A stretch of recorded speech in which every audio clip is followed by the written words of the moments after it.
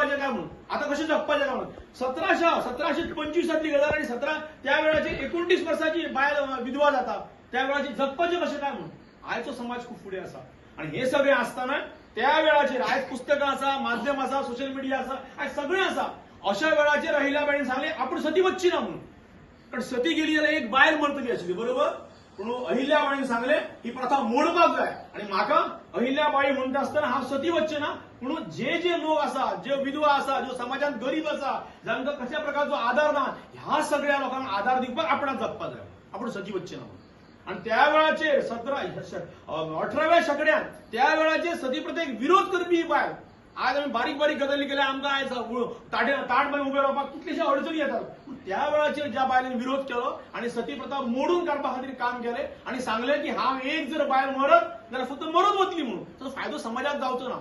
ताका लागून हांव सती वचची ना. म्हाका माझ्या गरीब लोकांक, माझ्या सगळ्या धनगर भावांक, समाजाक आणि वेगवेगळ्या प्रांताच्या लोकांक म्हाका जगपा खातीर ह्या सगळ्यांक नवे विश्व दिवपा जाय म्हणून म्हाका सती वचपाची ना. आणि त्या वेळाचेर तिने विरोध केलो आणि सांगले अशें अशें कारण आसा म्हणून आपण वचची ना म्हणून.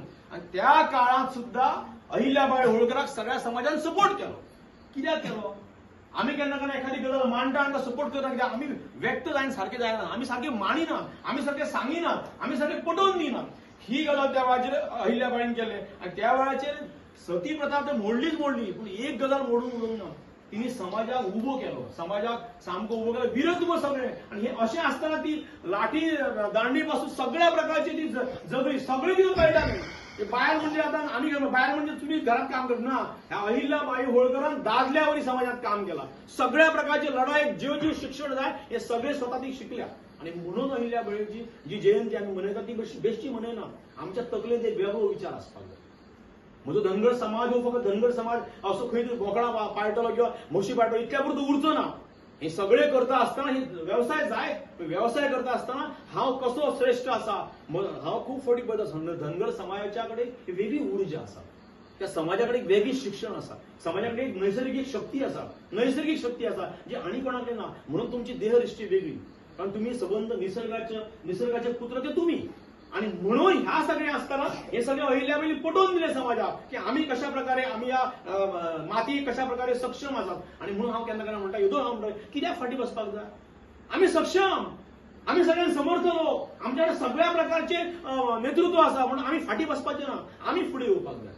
हो विचार अहिल्याबाईन आपल्या समाजात दर एका बायलेकडे, चलयेकडे, भुरग्याकडे, जाणट्याकडे, नेणट्याकडे, समाजाकडे मांडलो की आम्ही फाटी रावप ना. हे सगळे तिने केला. आणि म्हणून विरोधवाचे राजकीय, सामाजिक, सांस्कृतिक हे सगळे शिक्षण तिने घेतले, केळयले, पिचयले आणि परत समाजात दिले. आणि म्हणून ती सती वाचवली ना. ती गेली त्यांना सती गेली काय म्हणून वचली बरोबर. काय कळचे नाही, इतिहास कळचो ना. त्याच्या उपरांत लढाई केल्यो. आणि म्हाका एक वाचताना एक गजाल कळ्ळी. ती म्हणटा की तुम्ही आपणाक लढोवन आपल्या विरुद्ध लढाई करपाक गेल्या तर तुमकां लज दिसतली म्हणून. अशा प्रकारची सांगते कोण की बायल आसतली का म्हणून. तिने सांगले एक बायल लढटली आणि बायल लढता लढता आपण हरतय त्या वेळाचेर एका दादल्यान बायले हरयली म्हणून राजाक लज जातली म्हणून. नपेक्षा लढाई फाटल्यान घे म्हणून अशी सांगपी बायल आयज आहा काय म्हणून. आम्ही अजूनही आयज फक्त धनगर समाज न्ही, आयज सगळे समाज असे फाटी रावपाक सुद्धा. कित्याक रावपाचे. 17व्या शेंकड्यात जिने सांगले की फुडें वचात म्हणून. हो उद्देश हो हे आम्ही घेऊन वचपाक जाय. इतलें करून ती बायल रावूंक ना.